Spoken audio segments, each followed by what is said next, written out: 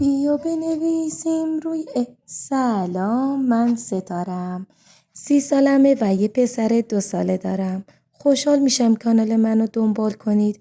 بچه‌ها، من قبل از ازدواج به شدت کمالگرا بودم. یعنی بیش از حد به نظم وسایل اهمیت میدادم. به محض مادر شدنم این اخلاق در من کمرنگ شد. به صورتی که قبلا در بی‌نظمی نمیتوانستم تمرکز کنم. ولی الان جوری شده که کنار اومدم. خیلی از مواقع به خاطر بچه‌داری خونم به هم ریخته است. برام هم مهم نیست که مردم بگن شیلخته است و نمیدونم فلان و بهمان و چون من مامان یه پسر کوچولوی 2 ساله‌ام که خیلی از مواقع بدون دلیل وسایلو به هم میریزه. ولی من به خاطر عشق به فرزندم اصلا ناراحت نمیشم.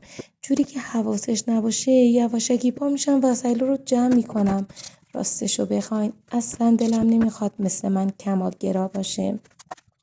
دوستای عزیزم، خوشحال میشم که چنل منو سابسکرایب کنید، برام لایک و کامنت بذارین و بیشتر با هم دیگه در ارتباط باشیم. خیلی دوستتون دارم. مواظب خودتون باشین.